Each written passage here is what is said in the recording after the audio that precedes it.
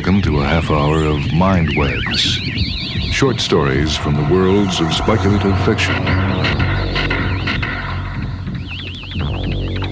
The first story is from the book Science Fiction for People Who Hate Science Fiction, edited by Terry Carr. It's The Man with English by H.L. Gold.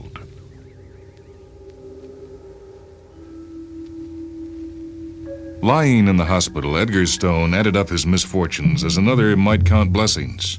There were enough to infuriate the most temperate man, which Stone notoriously was not. He smashed his fist down, accidentally hitting the metal side of the bed, and was astonished by the pleasant feeling. It enraged him even more. The really maddening thing was how simply he had goaded himself into the hospital. He'd locked up his dry goods store and driven home for lunch. Nothing unusual about that. He did it every day. With his miserable digestion, he couldn't stand the restaurant food in town. He pulled into the driveway, rode over a collection of metal shapes his son Arnold had left lying around, and punctured a tire. Rita, this is going too damn far. Now, where's that brat? I'm in here. He kicked open the screen door. His foot went through the mesh. A ripped tire and a torn screen. He shouted at Arnold, who was sprawled in angular adolescence over a blueprint on the kitchen table. You'll pay for them, by God. They're coming out of your allowance. I'm sorry, Pop. Sorry, my left foot. You could have watched where you were going. He promised to clean up his things from the driveway right after lunch. And it's about time you stopped kicking the door open every time you were mad. Mad? Well, who wouldn't be mad? Me hoping he'd get out of school and come into the store, and all he wants to do is become an engineer. An engineer, and he can't even make change when he helps me out in the store. He'll be whatever he wants to be. Please, I can't concentrate on this plan. Edgar Stone was never one to restrain an angry impulse. He tore up the blueprint and flung the pieces down on the table. Oh, Pop. Don't say "oh, Pop" to me. You're not going to waste a summer vacation on junk like this. You'll eat your lunch and come down to the store, and you'll do it every day for the rest of the summer. Oh, we will, Willie. He'll catch up on his studies. And as for you, you can go back and eat in the restaurant. You know I can't stand that slop. You'll eat it because you're not having lunch here anymore. I've got enough to do without making 3 meals a day. But I can't drive back with that tire. He did, though not with a tire. He took a cab. It cost $1 plus tip. Lunch was $1.50 plus tip. Bicarb at the right drugstore a few doors away, and in a great hurry, came to another 15 cents, only it didn't work. And then, Miss Ellis came in for some material. Miss Ellis could round out any miserable day. She was 50, tall, skinny, and had thin, disapproving lips. She had a sliver of cloth clipped very meagerly off a hem that she intended to use as a sample. The arms of the slipcover on my reading chair wore through. I bought the material here, if you remember. That was about 7 years ago. 6.5. I paid enough for it. You'd expect anything that expensive to last. The style was discontinued. I have something here, Miss Ellis. I do not want to make an entire slipcover, Mr. Stone. All I want is enough to make new panels for the arms. 2 yards should do very nicely. 2 yards, Miss Ellis? At the most. I sold the last of that material years ago. I want this same pattern. Well, then I'll have to order it and just hope that one of my wholesalers still has some of it in stock. Not without looking for it first right here. You won't order it for me. You can't know all the materials you have on these shelves. Stone felt all the familiar symptoms of fury, the sudden pulsing of the temples, the lurch and bump of his heart as adrenaline came surging in like the tide at the Firth of Forth, the quivering of his hands, the angry shout pulsing at his vocal cords from below. I'll take a look, Miss Ellis. She was president of the Ladies' Cultural Society and dominated it so thoroughly that the members would go clear to the next town for their dry goods rather than deal with him if he offended this sour stick of stubbornness. If Stone's life insurance salesman had been there, he would have tried to keep Stone from climbing the ladder that ran around the 3 walls of the store. He probably wouldn't have been in time. Stone stamped up the ladder to reach the highest shelves where there were scraps of bolts. One of them might have been the remnant of the material Miss Ellis had bought 6.5 years ago. But Stone never found out. He snatched one, glaring down meanwhile at the top of Miss Ellis's head, and the ladder skidded out from under him. He felt his skull collide with the counter. He didn't feel it hit the floor. God damn it, you could at least turn on the lights. There, Edgar. Everything's gonna be fine. Just fine. What's wrong with me? Am I blind?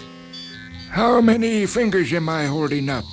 Stone was peering into the blackness. All he could see before his eyes was a vague blot against a darker blot. None. Who are you? Dr. Rankin. That was a nasty fall you had, Mr. Stone. A concussion, of course, and a splinter of bone driven into the brain. I had to operate to remove it. Well, then you cut out a nerve. You did something to my eyes. There doesn't seem to be anything wrong with him. I'll take a look, though, and see. Now, dear, you're going to be all right. Sure you will, Pop. Is that young stinker here? He's the cause of all this. Temper. Accidents happen, Mr. Stone. Stone heard him lower the Venetian blinds. As if they had been a switch, light sprang up and everything in the hospital became brightly visible. Well, that's more like it. It's night, and you're trying to save electricity, right? It's broad daylight, Edgar, dear. All Dr. Rankin did was lower the blinds and... Please, if you don't mind, I'd rather take care of any explanations that have to be made. He came at Stone with an ophthalmoscope, and when he flashed it into Stone's eyes, everything went black, and Stone let him know it vociferously. Black? Are you positive? Not a sudden glare? Black. And what's the idea of putting me in a bed filled with breadcrumbs? Why, it was freshly made. Crumbs. That's right, you heard me, and the pillow's got rocks in it. What else is bothering you? It's freezing in here. It was summer when I fell off the ladder. Don't tell me I've been unconscious clear through till winter. No, Pop, that was yesterday. I'll take care of this.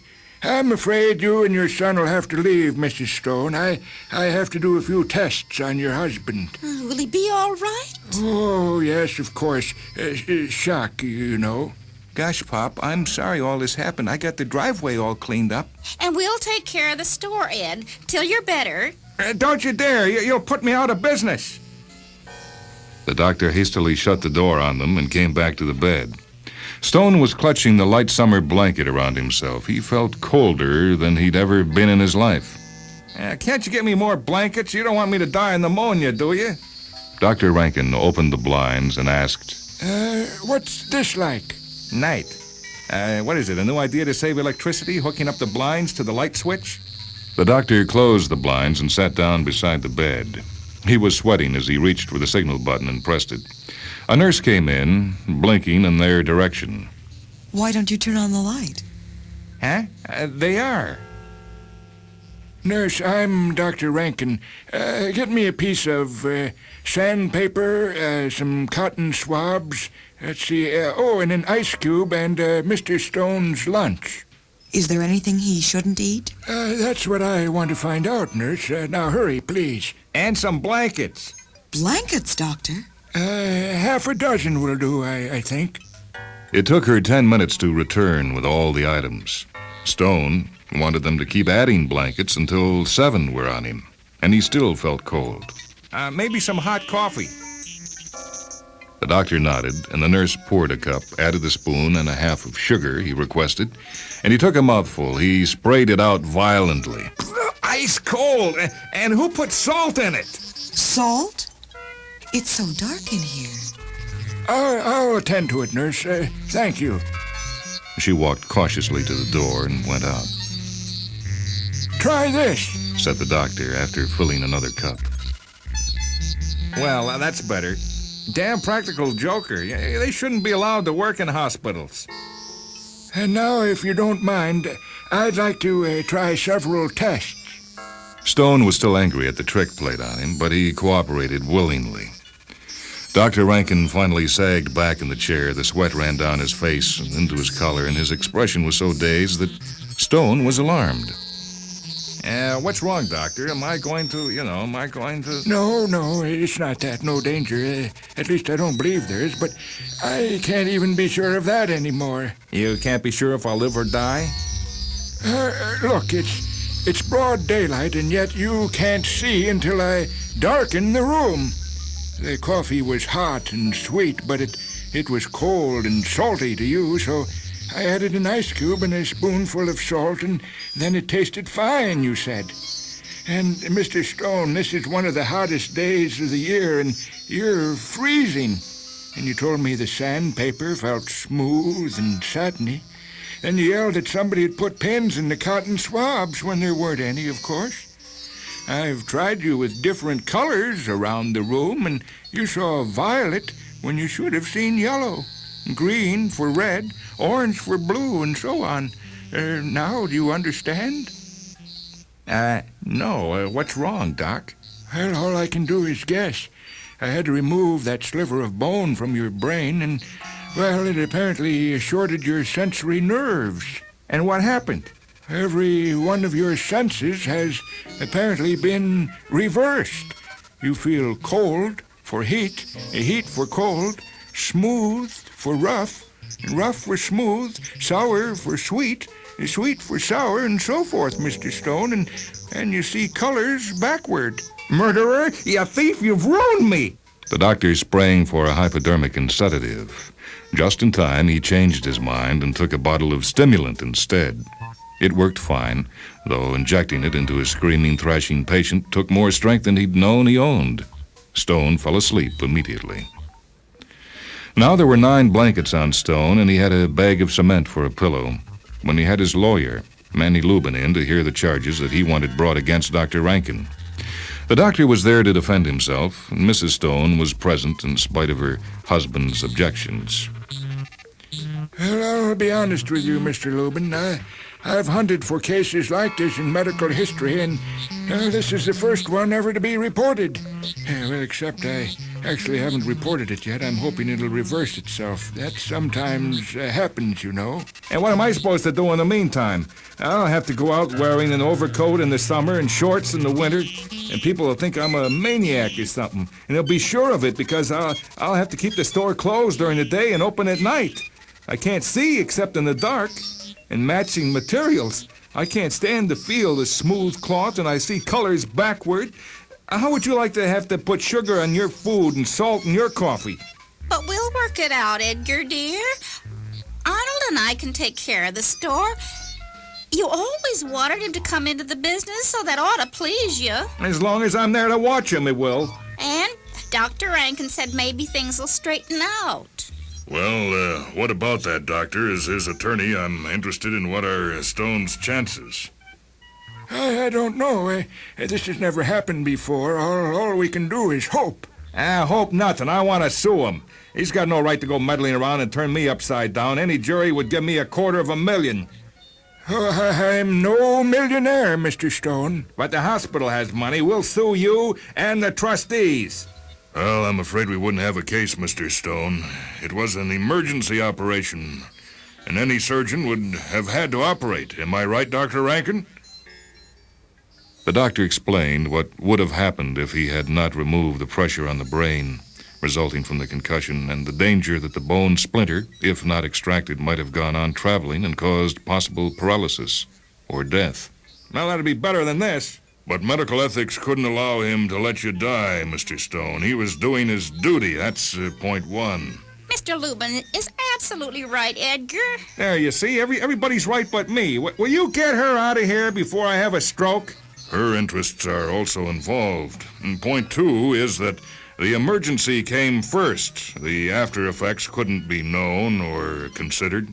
Any operation involves risk, even the excising of a corn. I had to take those risks. You had to take them? All right, what are you leading up to, Lubin? Well, what I mean to say, Mr. Stone, is that we'd lose. Yeah, so we'd lose, but if we sue, the publicity would ruin him. I want to sue. For what, Edgar, dear? We'll have a hard enough time managing. Why throw good money after bad? Why didn't I marry a woman who'd take my side, even when I'm wrong? Revenge, that's what. And he won't be able to practice, so he'll have time to find out if there is a cure. And at no charge either. I won't pay him another cent.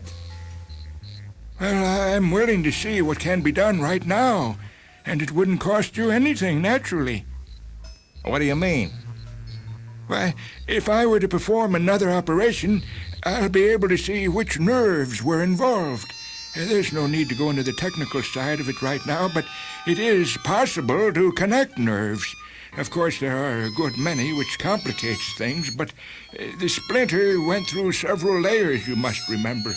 Are you offering to attempt to correct the injury, Greatest? Certainly, I mean to say I'll do my absolute best, but keep in mind, please, that there is no medical precedent. Well, in view of the fact that we have no legal grounds whatever for suit, does this offer of settlement satisfy your claim against him, Mr. Stone? Oh, yes. Yeah, I guess so. Well, then it's in your hands, Doctor. I'll have him prepared for surgery right away. It better work this time. Stone warned, clutching a handful of ice cubes to warm his fingers. Stone came to foggily. He didn't know it, but he had given the anesthetist a bewildering problem which finally had been solved by using fumes of aromatic spirits of ammonia. Now 4 blurred figures around the bed seemed to be leaning precariously toward him. Hey, Pop. Pop, look, he's coming out of it. Pop! Edgar? Speak to me, Edgar, dear. See how he is, Doctor. Oh, he's fine. He must be. The blinds are open, and he's not complaining that it's dark or that he's cold. How are we feeling, Mr. Stone? It took a minute or two for Stone to move his swollen tongue enough to answer. And he wrinkled his nose in disgust and demanded, What smells purple?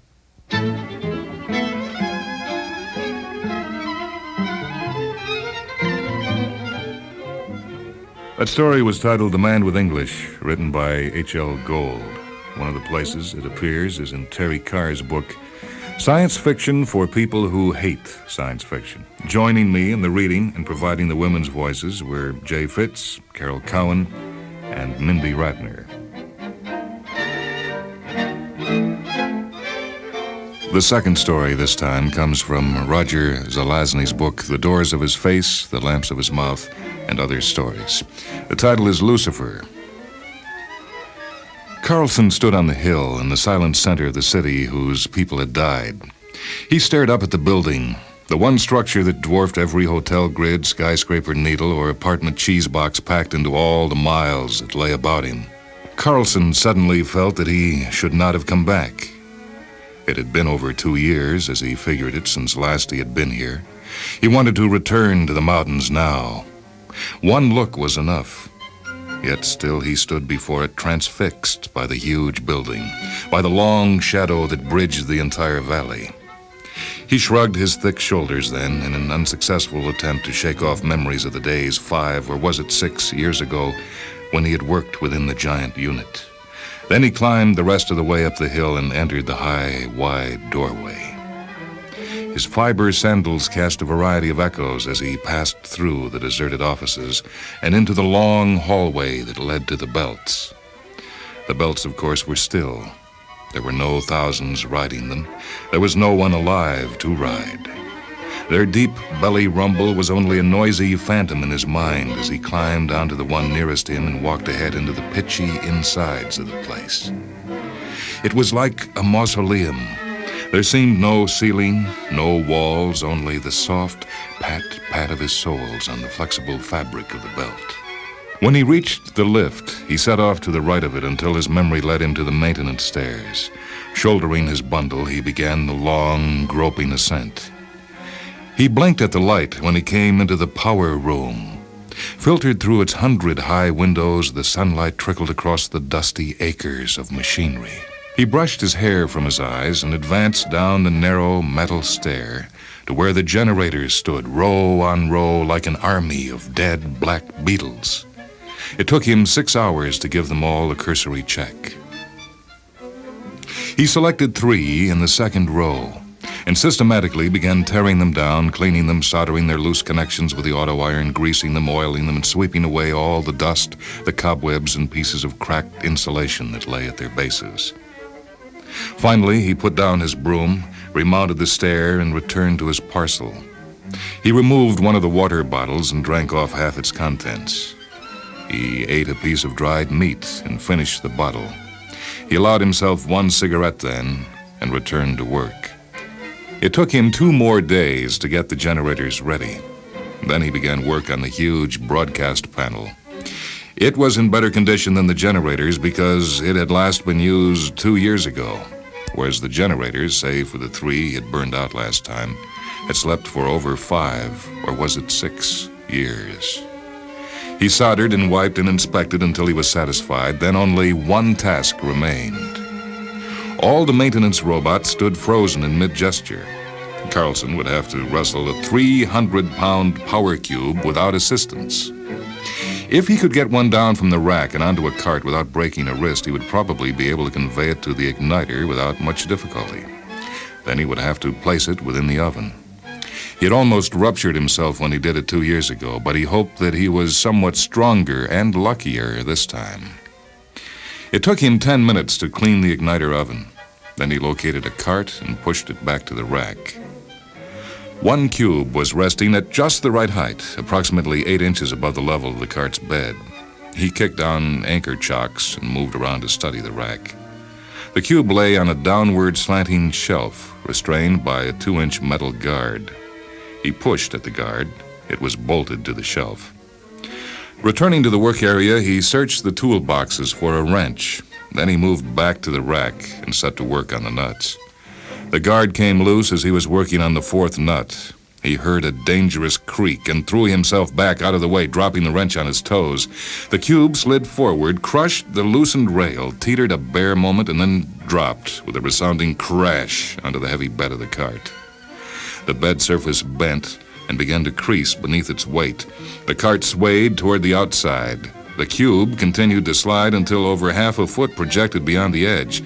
And then the cart righted itself and shivered into steadiness.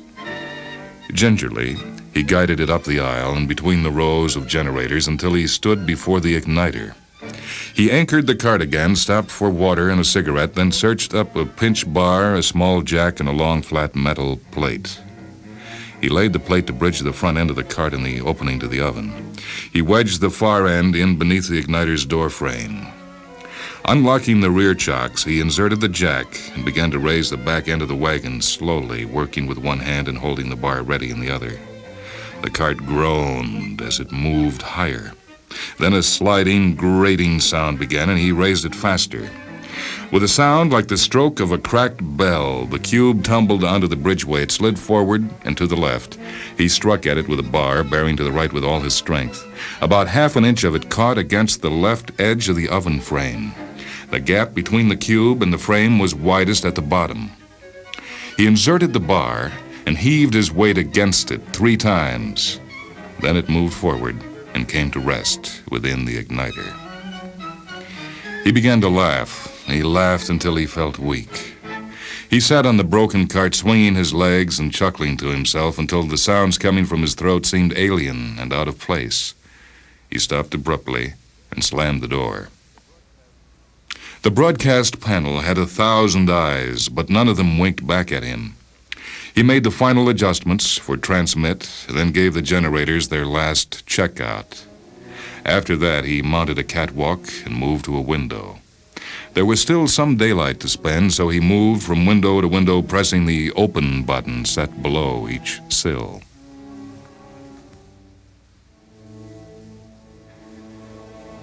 He ate the rest of his food then and drank a whole bottle of water and smoked 2 cigarettes.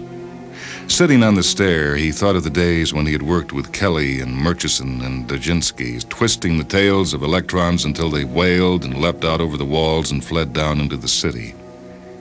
The clock. He remembered it suddenly, set high on the wall to the left of the doorway, frozen at 9:33 and 48 seconds. He moved a ladder through the twilight and mounted it to the clock. He wiped the dust from its greasy face with a sweeping circular movement. Then he was ready. He crossed to the igniter and turned it on. Somewhere the ever batteries came alive, and he heard a click as a thin, sharp shaft was driven into the wall of the cube. He raced up the stairs and sped hand over hand up to the catwalk. He moved to a window and waited. "God," he murmured, "don't let him blow. Please don't." Across an eternity of darkness, the generators began humming. He heard a crackle of static from the broadcast panel, and he closed his eyes. The sound died. He opened his eyes as he heard the window slide upward. All around him, the 100 high windows opened. A small light came on above the bench in the work area below him, but he did not see it. He was staring out beyond the wide drop of the Acropolis and down into the city, his city.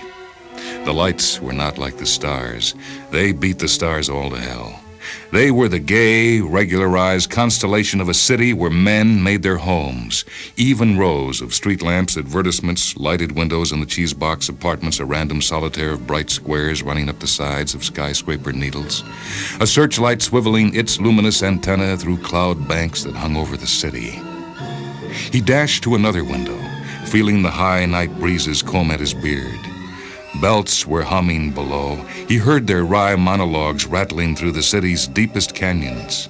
He pictured the people in their homes and theaters and bars, talking to each other, sharing a common amusement, playing clarinets, holding hands, eating an evening snack.